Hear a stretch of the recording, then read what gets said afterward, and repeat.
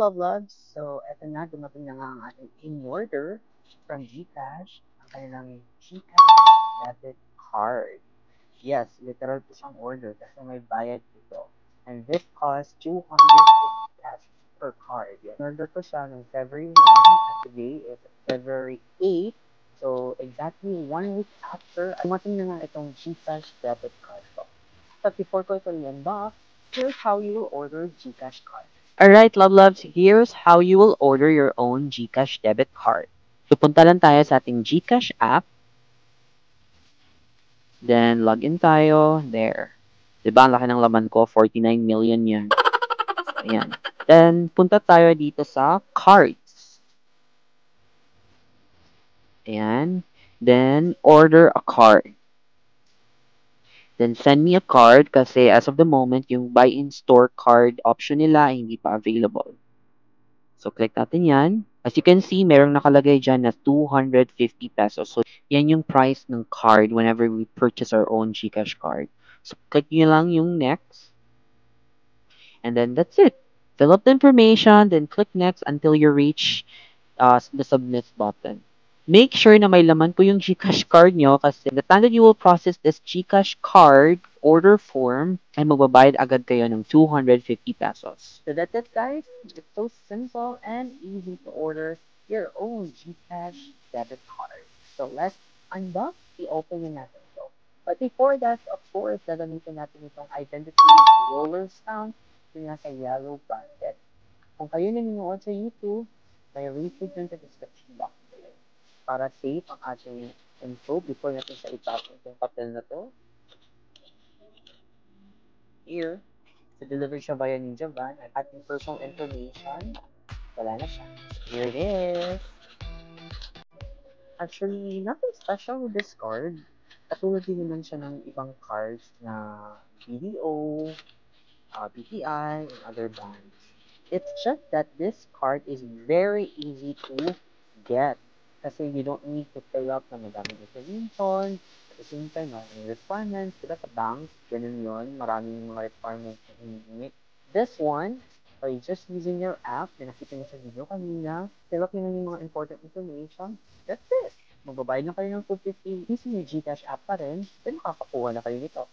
Ganun lang ka-easy. Ito na nga siya. Ito yung kanyang, para siya, lalagyan ng SIM card, yung size niya. So, ito siya. Ganito pala siya.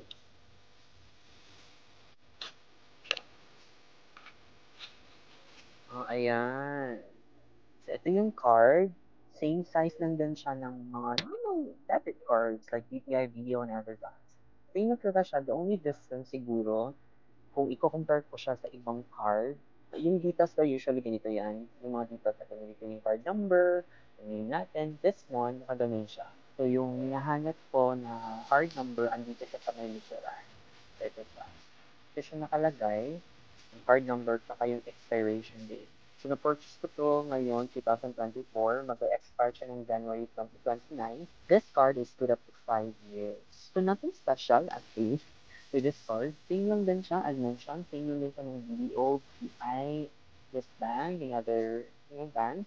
It's just that, yung sinabi ko nga kanina, super simple and easy lang to get this card. Unlike other banks, na you need a lot of documents na itasubmit before you will get the card.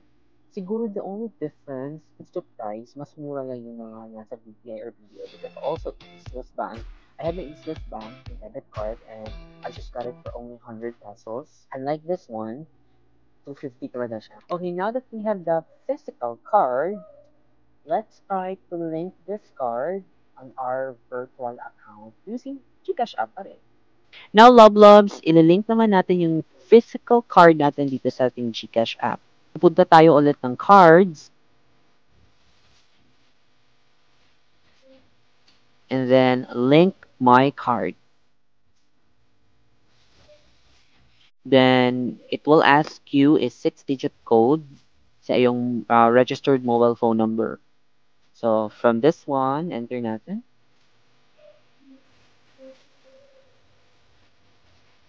Okay, link GCash card. Ayun na siya, nag-load.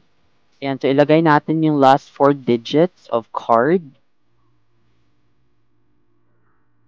Ngayon naman yung virtual account number.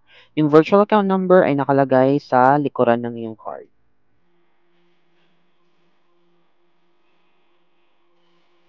So, ayan, your GCash card is now linked. Ngayon naman, we have to nominate 6-digit card PIN. So, next. So, ayan na nga, your GCash card has been linked. Click na natin yung okay.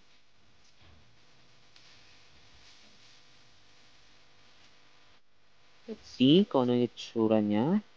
And there, GCash Visa. So, ayan na siya.